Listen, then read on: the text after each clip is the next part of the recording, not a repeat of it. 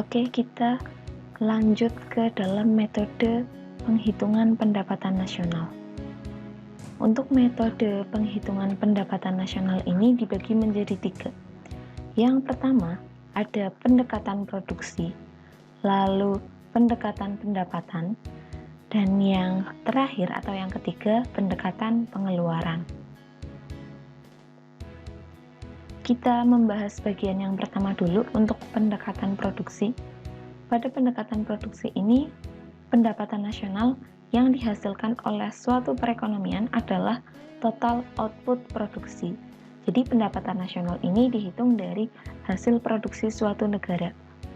Lalu berikutnya, untuk rumus menghitung pendapatan nasional dengan pendekatan produksi, ini disimbolkan dengan GNP atau Gross National Product sama dengan P1 dikali Q1 ditambah P2 dikali Q2 ditambah selanjutnya sejumlah harga barang itu dan jumlah barangnya hingga PN dikali QN. Yang pertama, untuk bagian GNP atau pendapatan nasional. Ini simbol dari Gross National Product atau istilah Indonesianya pendapatan nasional. P itu dari price atau harga, lalu Q quantity atau kuantitas. Nah, untuk menghitung GNP ini kita mengalihkan antara harga dikalikan dengan jumlah barangnya, lalu dijumlahkan dan dijumlahkan, nanti ketemulah hasil pendapatan nasionalnya.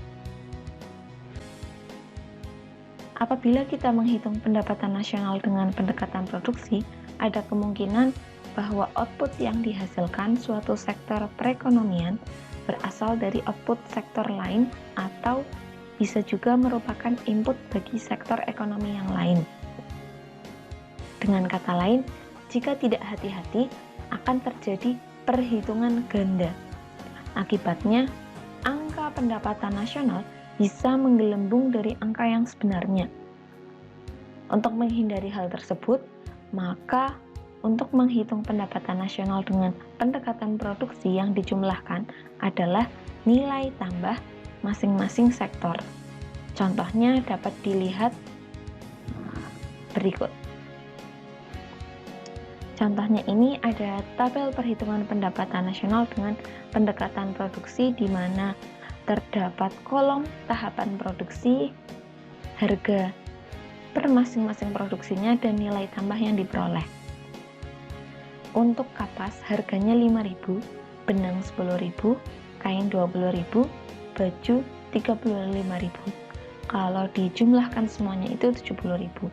Lalu untuk menghitung nilai tambah, kita peroleh dari untuk kapas ini sesuai dengan jumlah harga kapasnya itu.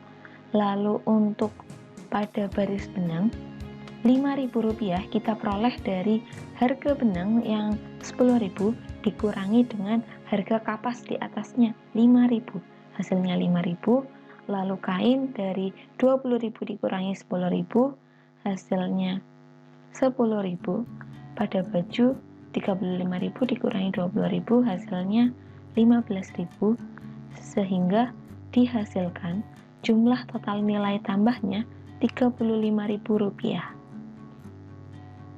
Jadi, besarnya pendapatan nasional dengan pendekatan produksi sebesar Rp35.000. Itu yang pertama untuk pembahasan dari pendekatan produksi. Kita lanjutkan ke bagian yang kedua, pendekatan pendapatan. Untuk pendekatan pendapatan ini, yang perlu kita ketahui yaitu di mana menghitung pendapatan nasional dengan cara menjumlahkan pendapatan yang diterima oleh pemilik faktor produksi suatu masyarakat dalam 1 tahun. Jadi kita itu jumlahin berapa sih pendapatan yang diterima pemilik faktor produksi dalam 1 tahun. Selanjutnya, untuk rumus perhitungannya, GNP atau kadang juga disimbolkan dengan Y, YEP. GNP sama dengan R ditambah W ditambah I ditambah PF. GNP ini merupakan pendapatan nasional, R-nya rent atau sewa, W-nya wage dari upah atau gaji, lalu I interest dari bunga modal, dan P profit dari laba atau keuntungan dari hasil kewirausahaan atau skill. Lalu untuk yang terakhir pada pendekatan pengeluaran, yang pertama yaitu di mana pendekatan pengeluaran itu menghitung pendapatan nasional dengan cara menjumlahkan seluruh pengeluaran yang dilakukan oleh pelaku ekonomi. Yang kedua, untuk rumus perhitungannya, GNP atau Y diperoleh dari C ditambah I ditambah G ditambah X min M. Keterangannya apa? Yang pertama dari GNP. GNP ini merupakan pendapatan nasional sama seperti sebelumnya. Lalu C dari konsumsi masyarakat, I-nya investasi, G-nya government expenditure, pengeluaran pemerintah, X-nya ekspor, M-nya impor. Jadi di sini semuanya dijumlahkan kecuali pada sektor atau bagian yang impor. Ini mengurangi pengeluaran negara karena kita harus membayar sejumlah barang yang kita beli dari luar negeri. Untuk perhitungan pendapatan nasional dengan berbagai pendekatan hanya ada 3 tadi yang telah Ibu sampaikan. Berikutnya untuk manfaat perhitungan pendapatan nasional. Manfaat yang kita peroleh ini dari perhitungan pendapatan nasional diantaranya mengetahui struktur perekonomian suatu negara, jadi termasuk ke negara yang berkembang atau negara maju. Ini salah satunya dilihat dari hasil pendapatan nasionalnya. Berikutnya, mengetahui perkembangan perekonomian dari tahun ke tahun. Dari tahun 2018 ke 19, apakah mengalami kenaikan atau penurunan, dan selanjutnya di tahun 2019 ke 2020 misalnya mengalami kenaikan. Nah, kita dapat melihat perkembangan perekonomiannya dari tahun ke tahun. Selanjutnya, membandingkan perekonomian antar negara. Jadi, dari perhitungan pendapatan nasional ini kita bisa membandingkan perekonomian antara negara Indonesia dengan Singapura. Itu seperti apa perbandingannya. Yang terakhir, manfaat dari perhitungan pendapatan nasional ini sebagai pedoman bagi pemerintah untuk mengambil kebijaksanaan yang berkaitan dengan pembangunan nasional.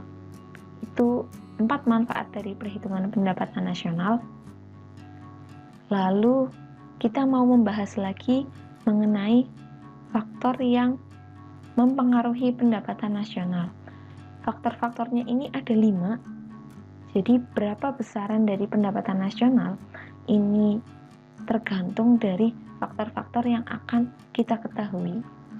Yang pertama, ada faktor kualitas sumber daya manusia. Kualitas sumber daya manusia ini akan mempengaruhi pendapatan nasionalnya. Semakin sumber daya manusianya memiliki kualitas yang tinggi, nantinya pendapatan nasionalnya pun akan semakin meningkat. Yang kedua, keadaan sumber daya alam.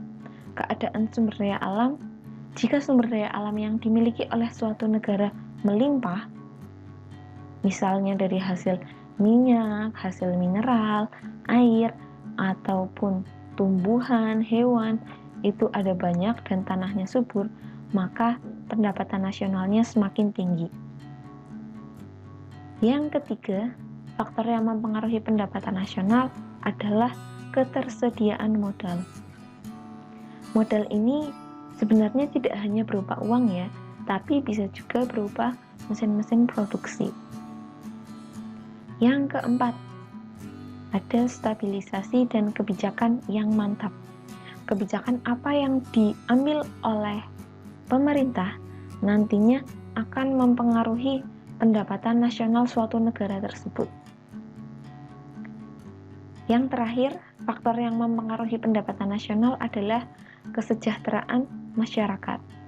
Semakin masyarakatnya sejahtera, maka pendapatan nasional yang diperoleh pun semakin tinggi. Oke, terima kasih. Apakah ada pertanyaan? Silahkan jika ada pertanyaan bisa diajukan ke dalam grup